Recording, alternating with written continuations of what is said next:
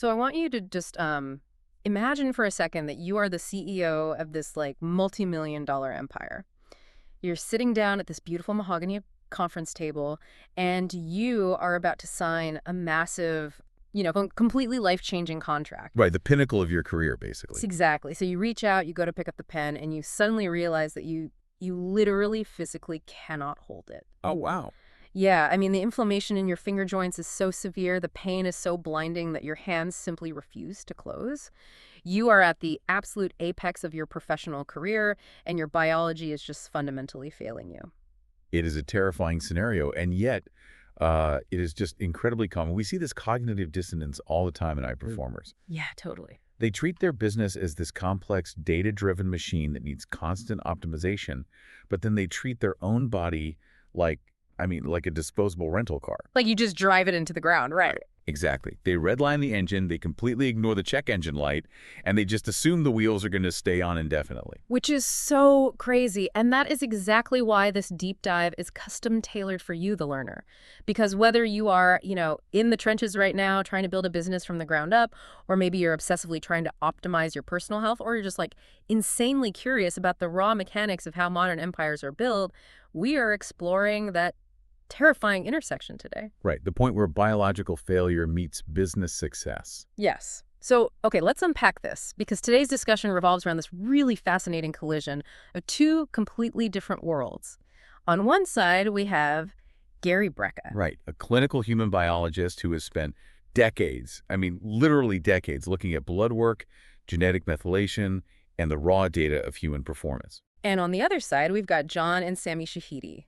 They are the strategic minds behind these massive modern media properties like the Nelk Boys, the Shots podcast network, and this absolute beverage juggernaut called Happy Dad Seltzer. It's a huge operation. Massive. So our mission today is to extract the exact blueprint of how these brothers built a completely independent, sovereign media and physical product empire. But the real critical twist here is that we are going to explore the radical, entirely data-driven health transformations that quite literally saved their lives along the way. Right, we're looking at how upgrading their biology actually became the ultimate competitive advantage for their business. What's fascinating here is the psychological shift, really. Oh, totally. Like taking that business mindset and pointing it inward. Exactly. We are examining what happens when that relentless, data-obsessed ownership mentality that makes someone a great entrepreneur is suddenly applied to their own cells. We're going to connect the dots between escaping the control of corporate advertisers and escaping the control of a failing metabolism. Because both require like a fundamental reclaiming of sovereignty. Right, precisely. It's all about sovereignty. I just love that word, sovereignty, because that's where this story really begins, With the Shahidi brothers' fierce, almost militant philosophy on building a media empire, they have this deliberate, very calculated strategy to avoid depending on traditional advertisers. Which is rare in media today. So rare. They view traditional ad revenue not as a lifeline, but basically as a trap. Because advertisers lack long-term vision, they have zero loyalty to the creator, and inevitably, they always try to control the content. Right. And if we connect this to the bigger picture of media history, the traditional advertising model has, it's always been about risk mitigation. Yeah, covering their own bases. Right. A massive Fortune 500 company doesn't care about the artistic integrity of your podcast or your YouTube video. They care about brand safety.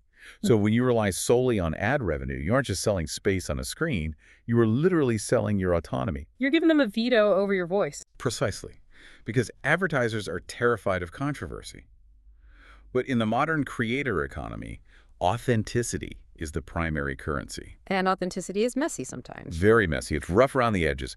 The Shahidis realized very early on that the moment an advertiser can call you up and say, hey, you need to edit out that joke, or you can't have that specific guest on your show, you are no longer an entrepreneur. You're just an unpaid employee of that sponsor at that point. Like, you're managing their public relations. Exactly. And you can really see exactly when this mindset clicked for them. It goes all the way back to their time managing Floyd Mayweather. A phenomenal example. Right. I mean, we're talking about arguably the greatest undefeated boxer in the history of the sport.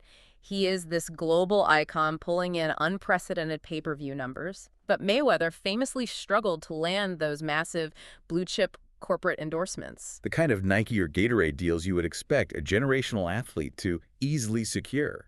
Exactly. And we have to ask why, right? It wasn't a lack of reach. It was because Mayweather cultivated a highly polarizing, somewhat controversial persona just to sell those pay-per-views. He played the villain. And traditional risk-averse corporations looked at him as a walking PR liability. Totally. They were terrified of like a bad tweet, an unsavory headline, or just alienating a segment of their customer base. So they would offer Mayweather these relatively small, I don't know, six-figure endorsement deals, which, given his actual conversion power, were frankly just insulting. So the brothers had a choice here. They could have done what most managers do. They could have told Floyd to tone it down, read a scripted corporate apology, put on a khaki polo shirt, and just beg the advertisers to open their wallets. But they didn't do that. They decided they weren't going to rent his massive audience out for pennies on the dollar. Instead, they built their own brand. That was the real genesis of the Money Team apparel and lifestyle brand. And this is a profound structural shift in business mechanics. It is the transition from renting your audience to a third party, to owning the entire ecosystem yourself. Right. Let's just break down the economics of that for a second. When you do an ad read for a sponsor, you might drive, say, $1 million in sales, but you only get a flat $50,000 fee. Yeah, that math is brutal. The advertiser captures all the margin. They capture the customer email address, they capture the lifetime value of that buyer. But by building the Money Team, they captured 100% of the margin, the data, and the brand equity. And critically, Mayweather maintained total creative control over his persona. It's just an incredible way to protect your talent. John Shahidi essentially operates as like a great wall of China around their creators. That's a great way to put it. Yeah, he takes the corporate hits, he deals with all the legal friction, so the creators can just focus on being their authentic selves. Take the comedian Theo Von, for example. Oh, yeah, he's everywhere right now. Theo is an absolute phenomenon. He's selling out arenas globally, his podcast numbers are astronomical, and the reason people connect with him so deeply is that raw, unfiltered, sometimes chaotic authenticity. And Theo Von remains, for all intents and purposes, a massive three-person army. He hasn't been absorbed by some monolithic corporate podcast network that dictates his guest list or, polices his language. He retained his sovereignty. Which is incredibly rare. Like, look at the flip side of this. Look at what happened to Gary Brecka himself. Brecka starts his health podcast with the purest intentions. He just wants to democratize vital clinical health information, right? Right. It shoots to the top of the charts. And suddenly, because of the network he partnered with, he finds himself contractually obligated to do ad reads for products he actively despises. The specifics of that situation are just infuriating for a clinician. He was being forced to hawk these sugar-filled CBD gummies that had zero clinical research supporting their efficacy. Wow. And he was forced to read copy from multivitamins packed with synthetic, highly unabsorbable ingredients. Yeah, things like cyanocobalamin, right, which is this cheap form of B12 attached to a literal cyanide molecule. Exactly. It's the cheapest synthetic form of B12 on the market, and the body actually has to expend energy to cleave off that cyanide molecule and detoxify it just to use the vitamin. That's so backwards. Brecka knows this intimately from his clinical research. Yet he was being told by these network executives who have zero medical background, hey, we don't care about your 25 years of research. You signed a contract, read the script. He described it as basically becoming a prostitute for the highest bidder. Man. And it was actually John Shahidi who had to step in, come down like a hammer, and help Brecka legally untangle himself from those contracts so he could take 100% ownership of his platform back. It really makes you realize that relying on advertisers is it's like building a beautifully custom designed multi-million-dollar mansion, but deciding to build it on rented land. That is the perfect architectural analogy. Right. You can paint the walls whatever color you want. You can import Italian marble for the kitchen. You can invite whoever you want over for dinner. But at the end of the day, the landlord holds the deed to the dirt underneath you. And the moment they decide they don't like the noise you're making, or they get a better offer from a developer, your entire beautiful mansion is getting bulldozed. Exactly. You have zero actual security. This perfectly explains the modern epidemic of influencer burnout. Mm-hmm. So many creators have built these magnificent digital mansions on rented land, whether that land is a social media algorithm that just changes overnight and throttles their reach, or a corporate sponsor who gets spooked by a single controversial podcast comment and pulls their funding. It's so fragile. True sovereignty, owning the land your business sits on, is the only way to insulate yourself from that fragility. Okay, wait, I have to push back here. Because owning the brand sounds amazing on paper, but let's be real for a second. Building a physical supply chain from scratch is an absolute nightmare. It is. Isn't it just infinitely safer and frankly smarter to just sit in front of a microphone, read a sponsor's ad script, and take the guaranteed check? I mean, creating a beverage brand from nothing requires managing factories, aluminum shortages, shipping logistics. It's a completely different universe than recording a podcast. You are absolutely correct. It is a logistical minefield. It requires intense capital expenditure, complex supply chain management, legal compliance across state lines, skills that most digital content creators have absolutely zero experience with. It is undeniably harder than cashing an ad check. But the Shahidis recognize something crucial here. The difficulty actually is the moat. The moat, like around a castle? Yes. In business, a moat is your competitive defense. By doing the incredibly hard, capital-intensive work of building a physical supply chain, they were building equity that couldn't just be canceled by a skittish sponsor or replicated overnight by another podcaster. I see. They chose to embrace the logistical nightmare, specifically because it guaranteed long-term sovereignty. And they chose one of the most notoriously difficult, heavily regulated industries on the entire planet to prove this model. Which brings us to the launch of Happy Dad Seltzer. I mean, this wasn't just a merch drop. This was designed to be the ultimate monetization engine for their digital media empire. They walked into the alcohol industry, which is basically this slow-moving dinosaur wrapped in miles of bureaucratic red tape and completely shattered every existing expectation. To understand the magnitude of what they accomplished, we really have to look at their initial metrics. Okay, let's hear them. They went into this launch with a somewhat hopeful projection of selling 100,000 cases in their first year. Industry veterans told them that hitting 100,000 cases as an independent startup would put them on an absolute rocket ship. Wow. Fast forward to today, and they're moving upwards of 3 million cases a year. 3 million cases. That is staggering. It is statistically almost impossible. And to understand why it's so impossible for a new brand, we really have to explain the actual mechanics of the three-tier system of alcohol distribution here in the United States. Right, because you can't just brew a beer in your garage and drive a truck down to the local Walmart to sell it, right? There are actual federal laws preventing that. Exactly. This goes all the way back to the repeal of Prohibition in 1933. The government wanted to prevent monopolies and ensure they could easily collect taxes on alcohol. So they created the three-tier system. Tier 1 is the producer or importer, so the brewery. Tier 3 is the retailer, the grocery store, or the bar. The law explicitly mandates that Tier 1 cannot sell directly to Tier 3. Oh, wow. They must sell to Tier 2, the wholesale distributors. The middlemen. The legally mandated middlemen. It is a labyrinth of compliance, state-by-state taxes, county-by-county regulations, and deeply entrenched historical relationships.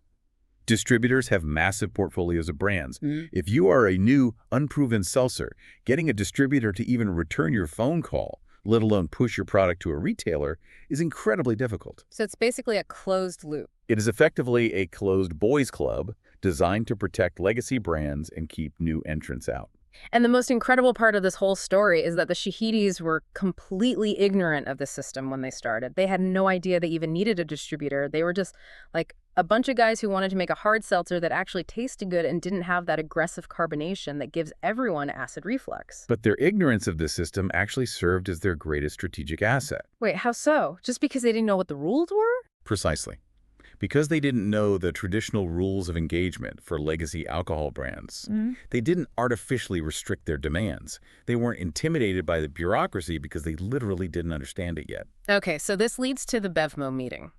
They secure this initial meeting with BevMo, which is a massive retail chain on the West Coast. Now, the traditional playbook for a new, totally unproven alcohol brand is to walk into that meeting on your hands and knees, beg the retail buyer to take maybe 50 cases, put them on the bottom shelf in a few test stores, and just pray they sell. Right. Instead, the Shahidis walk in and demand that BevMo take 10,000 cases on day one. To a traditional retail buyer, that is an absurd, laughable request. You simply do not allocate that massive amount of warehouse and shelf space to a completely untested product from guys with zero beverage background. But Because of the digital heat behind the brand, Bevmo takes a massive gamble. They launch on a Tuesday. Across the entire chain, those 10,000 cases sell out instantly. Gone. Wiped out by the end of the day. By Wednesday, Bevmo's biggest competitor is calling the Shahidis, screaming, demanding to know why they don't have Happy Dad in their stores. By Thursday, the next competitor is calling. They moved 349,000 cases in their first 6 months, only operating in 5 states, and they literally ran out of raw aluminum cans to put the liquid in. It's wild. They could have sold 1 million cases if the global supply chain could have kept up with them. What's fascinating here is the underlying mechanism of why it sold out so violently. Yeah. It wasn't because they had some brilliant relationship with a Tier 2 distributor. It was because they engineered a complete collision between massive digital audience capture and physical hyper-local execution. They bypassed the distributor's marketing role entirely. That hyper-local strategy is so wild to me. They didn't buy a massive glossy national Super Bowl commercial. Instead, John and Sammy, the founders, physically traveled to over 450 in-person meetups at local liquor stores. 450 meters. And they weren't just doing vanity tours in like Los Angeles and Miami. They specifically targeted what they call secondary cities: Waco, Texas, Wichita, Kansas, places where traditional Hollywood celebrities and major brand founders literally never go. This is a masterclass in behavioral psychology and community building. When a massive legacy brand like Bud Light wants to increase sales in Waco, Texas, they buy local billboard space or they run a generic radio ad. Right. It's a broadcast. It's one-way communication. But when the Shahidis want to increase sales, they physically fly to Waco, stand in the parking lot of a local liquor store for 4 hours in the blistering heat, and shake hands with 300 fans who have been consuming their digital content for years. They are shrinking the distance between this untouchable media brand and the individual consumer down to absolute zero. Exactly. It creates an intense, visceral, almost cult-like loyalty. They aren't just buying a seltzer. They are buying a tangible piece of a community they feel a part of. The physical handshake anchors that digital relationship into the real world. It reminds me so much of a grassroots political campaign. You have the establishment candidate, which is the legacy alcohol brand, who just runs polished, focus-grouped television ads from a studio in New York. And then you have the Shahidis running this insurgent grassroots campaign. They are out there in the diner, shaking hands, making direct eye contact. A corporate billboard might get seen by 1 million people who immediately forget it, but a handshake and a photo at a random liquor store creates a customer for life. It bypasses the traditional gatekeepers completely. You don't need a Tier 2 distributor to aggressively push your product to a store owner if the consumer is walking into the store and demanding the product, because they literally just met the founder in the parking lot. Yeah, that flips the dynamic completely. The consumer demand forces the retailer's hand, which forces the distributor's hand. It flips the entire 3-tier system upside down. And they also know how to play the massive scale game when the time is right. Look at their partnership with Snoop Dogg. Oh, the Death Row Records collaboration. Yeah. They launched Death Row Grape. Now, obviously, Snoop Dogg is a global icon, but the Shahidis recognize the specific cultural weight of the Death Row Records brand for a very specific demographic. They create this grape flavor, they commit to massive minimum production orders completely against the advice of their manufacturing partners, and it just becomes a cultural phenomenon. Yeah. Walmart executives actually told them that this specific product, Death Row Grape, brought an entirely new demographic of customer walking down the hard seltzer aisle that Walmart had never captured before. They didn't just take market share, they expanded the entire category. It is a brilliant strategy. But let's pause here. Let's look at the human reality of this for a second. Scaling a physical business via 450 in-person meetups in a single year requires an absolutely punishing level of physical grind. You are flying constantly, sleeping in terrible hotels, eating garbage airport food, staying up late managing supply chain crises, dealing with immense financial stress.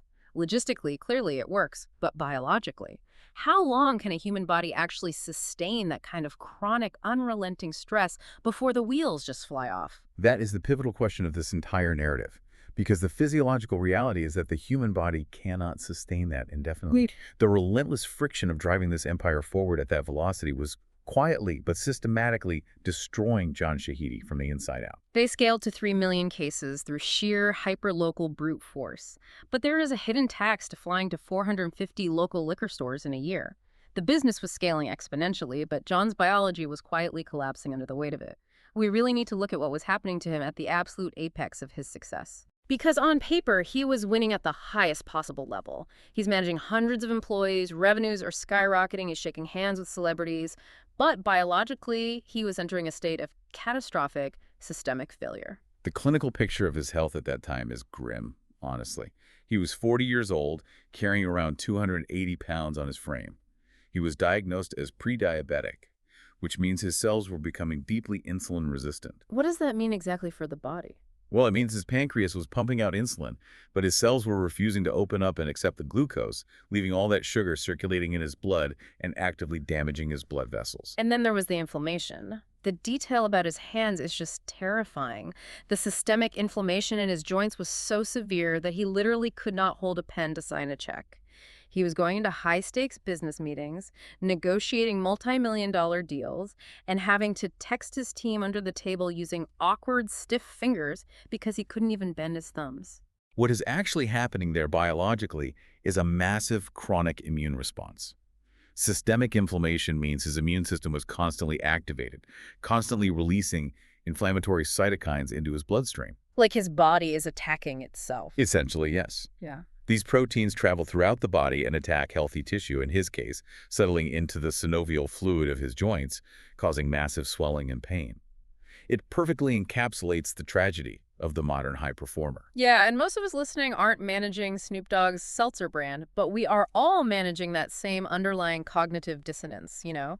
We track our bank accounts down to the penny, we optimize our daily schedules, we track our emails, but we are completely blind to our own fasting insulin levels or our hormonal cascade. Totally blind. We treat our bodies as these secondary disposable vessels that just need to shut up and keep working so the brain can achieve its goals. Let's analyze the specific lifestyle inputs that led to John's collapse, because they are incredibly common. His daily routine was basically a recipe for metabolic disaster. He admits his only physical exercise was walking to his mailbox. Wow. He was eating red meat 6 days a week, heavily relying on ultra-processed delivery food like Uber Eats, eating fast food cheeseburgers right at his desk. His breakfast was literally eggs washed down with a Diet Coke. And add to that the psychological pressure. He was stress eating cookies throughout the day, which, let's be honest, who hasn't reached for sugar at 3 p.m. when the inbox is overflowing? Right, it's a very common coping mechanism. Well, he was consuming massive amounts of hidden sugars, drinking alcohol to wind down, smoking cigars. He was layering heavy physical toxins on top of extreme, unmanaged psychological stress. And that combination is what creates the perfect storm for metabolic collapse. Chronic psychological stress constantly signals the adrenal glands to release cortisol, the fight-or-flight hormone. Okay, and what does cortisol do in this context? Cortisol inherently raises blood sugar to give you energy to, say, run from a tiger. But John wasn't running from a tiger. He was sitting at a desk. So all that glucose just sits in the blood, driving up insulin, driving up fat storage, and further exacerbating the inflammation. And it all culminated in this shocking, inciting incident. John finally goes over to Gary Brecka's clinic. Brecka's clinical team looks at him and decides to give him a Myers cocktail. Which is important to contextualize here. A Myers cocktail is an incredibly basic, standard IV drip. It's not some crazy experimental drug. Not at all. It is fundamentally just sterile saline hydration, some vitamin C, a B vitamin complex, and maybe some magnesium. It's the exact same benign drip people get in Las Vegas hotels to cure a hangover. Right. It's essentially just water and basic vitamins. Mm. So the nurse inserts the IV, the fluid hits John's bloodstream, and within 1 single minute, John goes completely unconscious. Wow. He passes out face down into a trash can, vomiting violently. His mother happens to be in the room watching this, absolutely terrified, thinking her son is dying right in front of her. What happened there biologically is known as a severe vasovagal syncope. Break that down for us. What is actually happening to the body there? The vagus nerve is the longest nerve of the autonomic nervous system, running from the brainstem all the way down through the heart and into the digestive tract. It controls your parasympathetic nervous system, your rest and digest state. Okay. John's body was so profoundly toxic, his nutrient reserves were so deeply depleted, and his nervous system was so chronically locked into a high-stress fight-or-flight state that the sudden, rapid influx of even basic cellular nutrients and volume caused the vagus nerve to essentially panic and short-circuit. Like blowing a fuse in a house. Exactly. It triggered a massive sudden drop in heart rate and blood pressure, restricting blood flow to the brain, which causes immediate loss of consciousness. It is a glaring, undeniable indicator of a biological machine operating on the absolute brink of total failure. The emotional weight of this realization for John was heavy. I mean, he had recently gotten married, and he admitted to Gary that his health anxiety had become so severe that he would lie in bed at night and pray, not for higher sales or better margins. He would pray that he simply wouldn't die in his sleep and leave his brand new wife a widow. That is heavy. He was genuinely terrified that his heart was just going to give out overnight. Here's where it gets really interesting, because it forces us to ask a difficult philosophical question about the culture of entrepreneurship we exist in. Why do we glorify the grind when the ultimate literal consequence is the inability to hold a pen due to crippling joint inflammation? Right. What is the point? What is the actual point of achieving complete financial sovereignty if you lose your physical autonomy? It's like having a Formula One car with a flawless billion-dollar paint job, but a completely blown, rusting engine under the hood. Huh. A massive 9-figure bank account is utterly useless to you if you are dead at 45. Exactly. Money can't buy you a new central nervous system, and that terrifying realization was the pivot point. The brothers realized that the exact same data-driven, analytical, fiercely independent mindset that they used to disrupt the alcohol industry had to be aggressively applied to their own biology, They needed to stop guessing and start measuring. applying business data to the human body. Which brings us to Gary Brecka's entire philosophy. It is anchored in one core principle. You do not blindly take pills based on internet trends. You supplement for specific deficiencies based on hard empirical data. This is a critical distinction in the modern wellness landscape, you know. We currently have access to more supplements, biohacking tools, and health podcasts than at any other point in human history. But without diagnostic data, you are flying completely blind. You are just guessing. Brecka's approach starts with a blueprint. They began with comprehensive genetic methylation tests to understand how their specific bodies process raw materials. Okay, let's explain methylation, because that word gets thrown around a lot in health circles now. Explain it to me like I'm 5. Think of methylation like a massive system of interlocking gears in your body that controls everything from your energy production to your mood to how you clear toxins. Methylation is simply the biochemical process of adding a tiny molecule, a methyl group, to other molecules to make them active. Like turning a switch on. Exactly. But many people have genetic mutations, like the MTHFR gene mutation, which means their gears are rusty. They cannot efficiently break down certain vitamins like folic acid into a form the body can actually use. So they become deficient in raw materials even if they eat a healthy diet. Wow, so you could be eating perfect food and still starving for nutrients. Precisely. The genetic test tells you exactly which gears are rusty, so you can bypass them with specific pre-methylated supplements. That makes perfect sense. Alongside the genetic tests, they also took deep, extensive blood panels to look at hormones, nutrient levels, inflammatory markers, and metabolic function. And the data that came back for John was alarming. Let's break down these stats, because for a 40-year-old male, they are terrifying. Very alarming. First, his testosterone. The normal, healthy range for a man his age is typically between 600 and 900 nanograms per deciliter. John's testosterone was sitting at a dismal 224. He could have tripled his testosterone levels and still only been at the bottom edge of normal. And why does that happen? Like, how does a 40-year-old guy lose all his testosterone? It goes back to what we discussed earlier, chronic stress and the cortisol steal. Hormones are made from a common precursor molecule.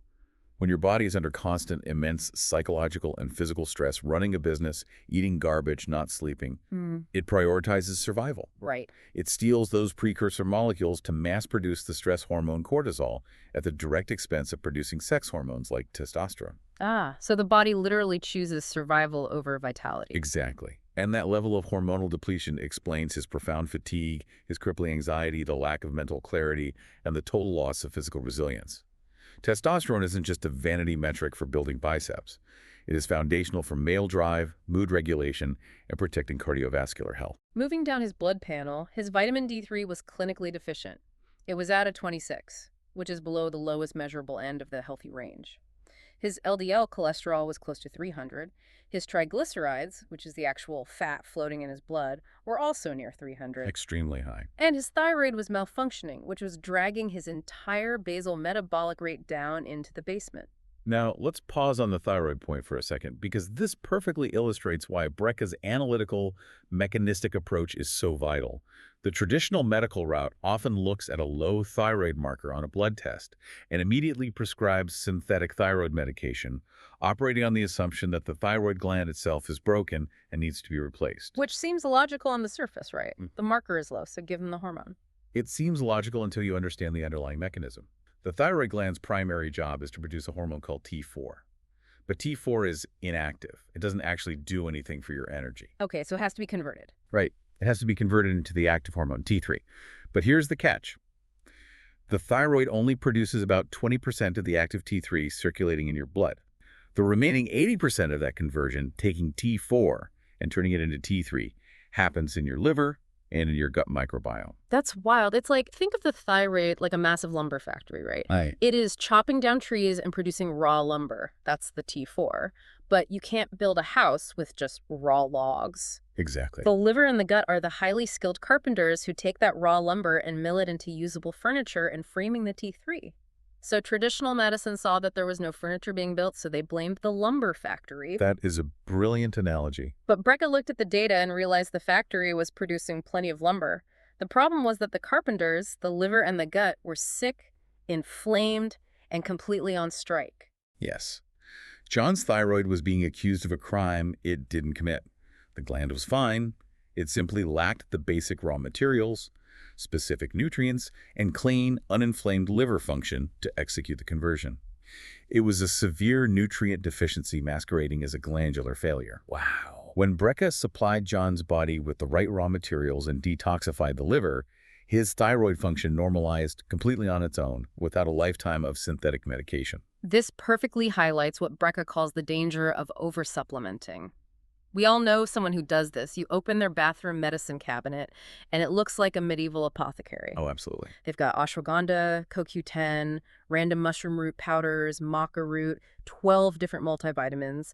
They hear a podcaster mention an herb that boosts focus, and they just add it to the daily pile without ever actually taking a blood test to see if their specific biology requires it.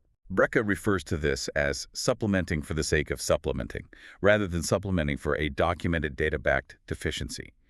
What people don't realize is that every single capsule you swallow has to be metabolized.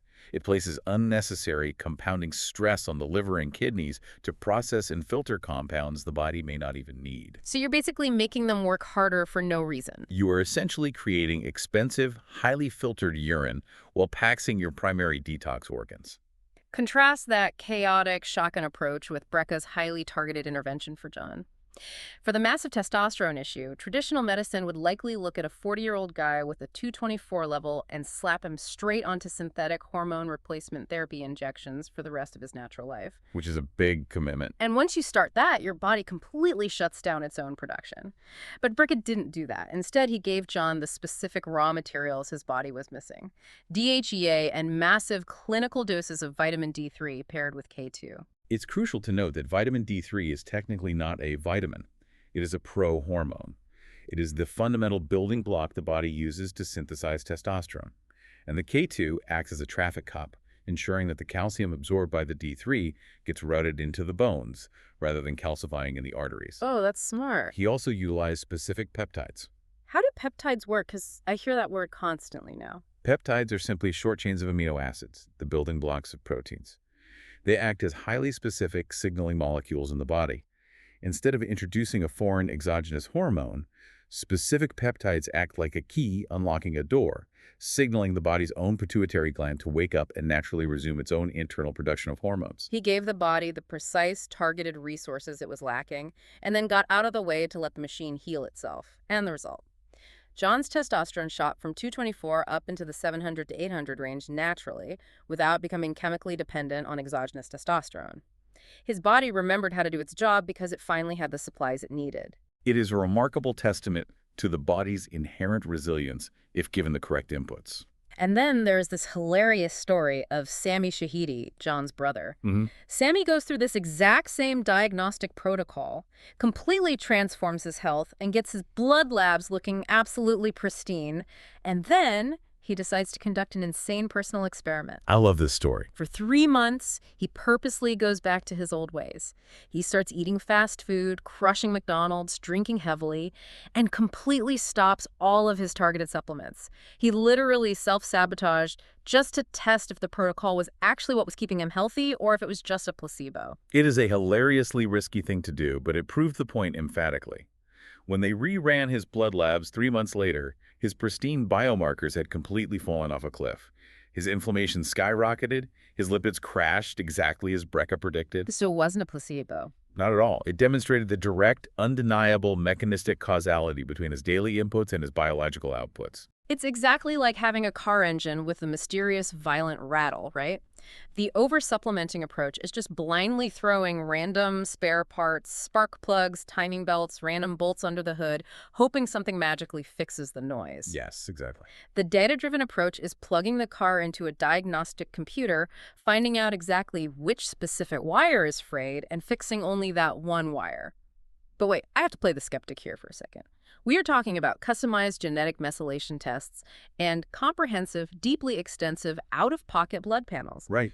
These tests can run upwards of $600 to $1,000. It sounds amazing, but isn't this an inherently elitist approach to health? I mean, is this kind of precision medicine only accessible for millionaire media moguls? It is a very valid concern regarding accessibility, but we have to fundamentally reframe how we view the cost of health versus the cost of disease. Yes, a $600 initial diagnostic investment is not insignificant. However, we have to weigh that against the catastrophic alternative. Okay, what's the alternative? What is the actual financial cost of a sudden myocardial infarction at age 45? What is the cost of developing type 2 diabetes?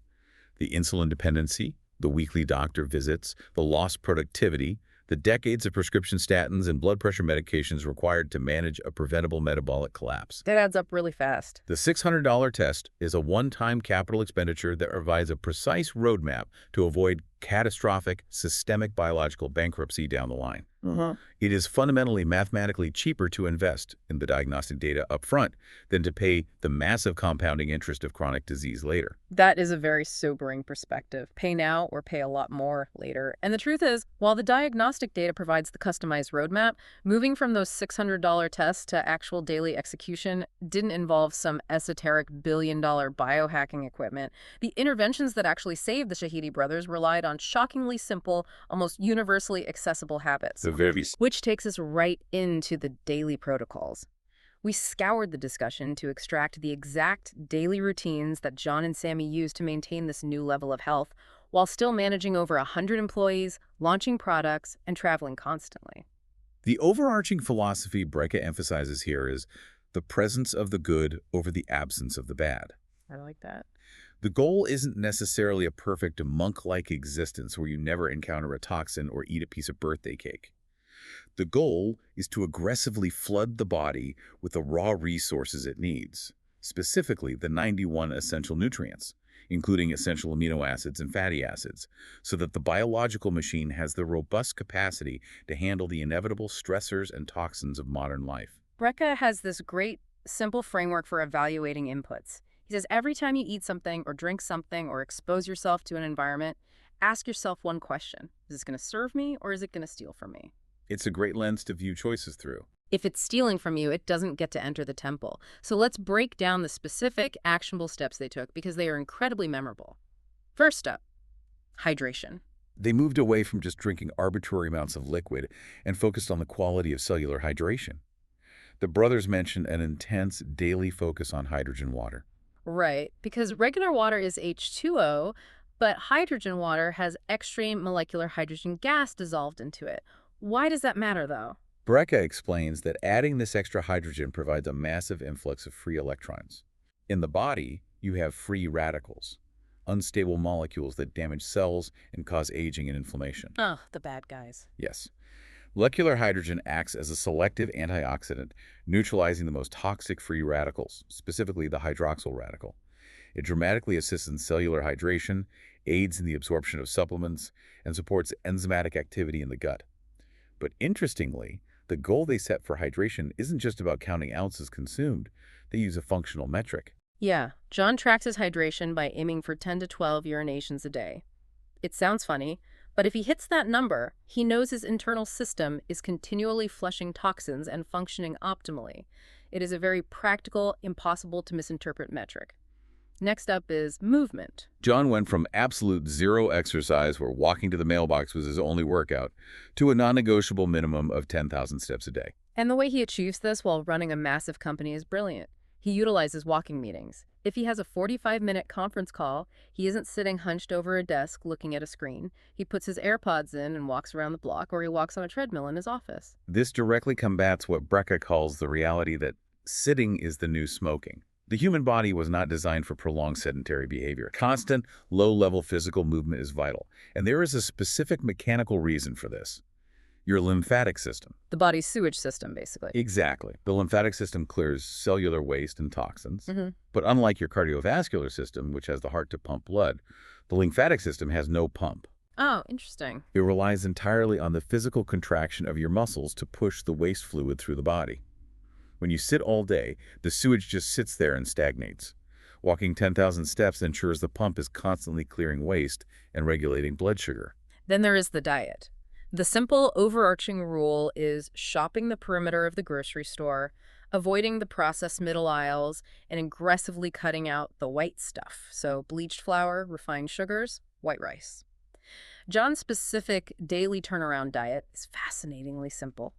For breakfast, he eats organic eggs, but he purposely cuts out half the egg whites and eats mostly the yolks. Which is counterintuitive to the 1990s diet advice we all grew up with, which demonized the yolk and praised the egg white. But Brecka points out that the yolk contains all the choline, the fat-soluble vitamins, and the cholesterol precursor needed to build testosterone. So the yolk is actually the good part. Very much so. The egg white, the albumin, is actually highly allergenic and can drive massive gut inflammation in sensitive individuals. That makes so much sense.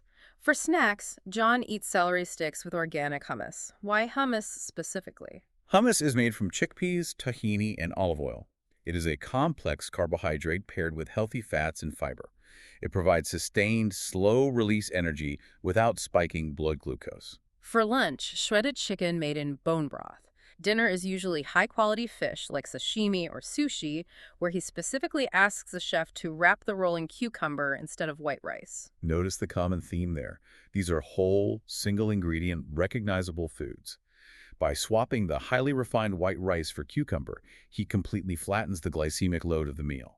He gets the protein and healthy fats of the fish without the massive spike in insulin that was previously driving his pre-diabetes. Now, the travel protocol is where things get really hardcore. Sammy flies over 150,000 miles a year domestically. It's a grueling schedule. His new non-negotiable rule, he completely refuses to eat airplane food, period. Unless it's a 15-hour international flight, he fasts for the entire duration of his time in the air. And there is profound biological logic to this. Airplane food is notoriously hyper-processed, loaded with massive amounts of sodium, artificial preservatives, and refined carbohydrates. It's just awful for you. It's specifically designed to taste palatable at 30,000 feet, where our taste buds are dulled by the cabin pressure. Combined with the stress, radiation, and dehydration of flying, forcing your digestive tract to break down that garbage is a massive metabolic burden. So by fasting, what is he achieving? By fasting, Sammy allows his digestive system to completely rest. Digestion takes a massive amount of energy. When you stop eating, the body redirects that energy toward cellular repair. It triggers a process called autophagy, which literally translates to self-eating. The cellular Pac-Man. Exactly. The body acts like Pac-Man, hunting down old, damaged senescent cells and clearing them out. So instead of compounding the stress of travel with toxic food, he is using the flight time to trigger cellular cleanup. He also implemented a hard stop on late-night drunk eating. He cut out the 2 a.m. pizza after promotional events, and he claims that single habit change alone resulted in a rapid 15-pound weight loss. The mechanism there is fascinating. When you consume alcohol, your body recognizes the ethanol as a primary toxin. It immediately halts all other metabolic processes, including fat burning, to prioritize clearing the poison. Oh, wow. If you eat a high-carbohydrate pizza at 2 a.m. while intoxicated, your body cannot burn those carbs for energy because it's busy dealing with the alcohol. So 100% of those pizza calories are immediately shuttled into fat storage. By cutting the late-night food, he allowed his body to actually clear the alcohol without packing on visceral fat. The final piece of their daily protocol involves avoiding environmental toxins, specifically in water. The brothers described this terrifying demonstration Brecka did on social media. Brecka took 2 glasses of regular municipal tap water. He had his cameraman stick his fingers into one of the glasses and just hold them there for 30 seconds. Then Brecka used a chemical dropper to test both glasses for the presence of chlorine. The visual is striking. The glass that was untouched turned bright yellow, indicating a very high concentration of chlorine, which municipalities use to kill bacteria. Right. But the glass that the cameraman put his fingers into, it tested at absolute zero. Meaning that in just 30 seconds, the skin on the cameraman's fingers had completely, fully absorbed all the chlorine out of the water directly into his bloodstream. It perfectly illustrates how incredibly porous our bodies are. The skin is our largest organ. We absorb the environment around us constantly. Chlorine in the shower, fluoride, microplastics in our drinking water. The philosophical takeaway is simple. You can either filter the environment before it enters your body, or you can force your body's organs, your liver, your kidneys, to act as the filter. I absolutely love that concept. Think about the human body like a high-end, extremely expensive pool filter. If you have a massive pile of dead leaves and debris blowing into your pool every single day, why on earth would you force the expensive internal pump mechanism to grind up and process all that debris, risking a clog or completely blowing the motor? You wouldn't. Why not just take a $10 net and skim the leaves off the surface before they ever hit the internal system? Filtering your drinking water and choosing organic, pesticide-free food is just skimming the leaves. But let me ask you, fasting on every single airplane flight, choosing cucumber rolls at business dinners. When you travel 150,000 miles a year, that sounds absolutely brutal to the average person. Is that genuinely realistic for a busy professional, or is that just punishing yourself for the sake of wellness? It requires a fundamental paradigm shift in how you view consumption. It feels brutal if you view food merely as entertainment to pass the time on a broiling flight or as a psychological crutch for stress. Right. But if you begin to view food strictly as a functional input that either serves your cellular energy or steals from it, the emotional calculation changes completely. Fasting actually provides vastly more sustained cognitive energy. It prevents the sluggishness, the brain fog, and the severe gastrointestinal bloating associated with pressurized travel. So it's actually making the flight better. It becomes less of a punishment and more of a highly strategic choice to protect your performance and your mood upon landing. And what we see in the story of the Shahidi brothers is that this massive shift in their personal health standards didn't just stay in their personal lives. It violently, inevitably collided with their business strategy. Which is the natural evolution of any founder-led company. The company eventually becomes a direct reflection of the founder's internal values. As the brothers became hyper-aware of ingredients, inflammation, and biological sovereignty, they could no longer in good conscience mass-produce and market products that violated those new principles. Exactly. Which transitions us to the final evolution of their empire, the synergy. We are going to look at how upgrading their biology automatically upgraded their entire corporate hardware. The sources point out a massive, undeniable shift in consumer trends that the brothers are perfectly positioned to ride. Younger demographics, millennials, and specifically Gen Z, are fundamentally changing how they consume vices. They really are. They want to feel in control. They don't want to lose control to heavy blackout intoxication. They want to look good organically in photos without having to slap on 50 digital filters. And most importantly, they care deeply, almost obsessively, about the ingredient label. The Shahidis recognize that creating a healthier product isn't just a moral or ethical choice. It is a shrewd, highly lucrative business strategy to capture this emerging market share. They are creating a closed-loop ecosystem. How so? Well, their digital media network promotes a specific, aspirational, increasingly health-conscious lifestyle. And now, their physical products are reverse-engineered to perfectly reflect and support that exact lifestyle. It led to a brand new internal company rule for all future product development.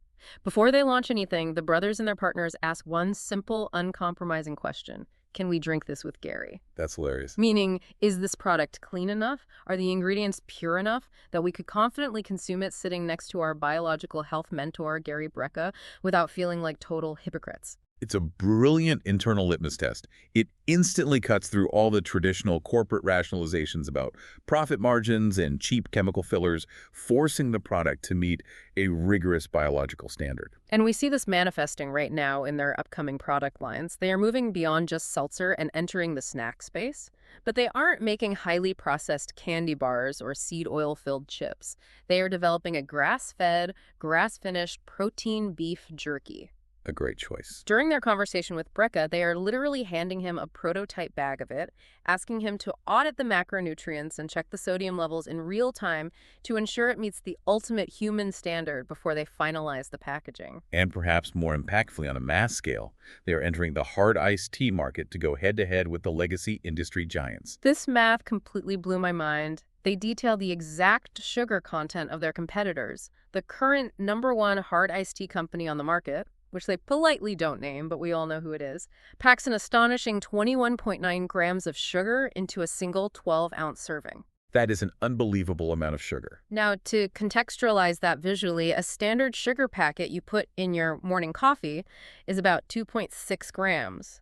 So this competitor is putting nearly 9 packets of pure refined sugar into one small can.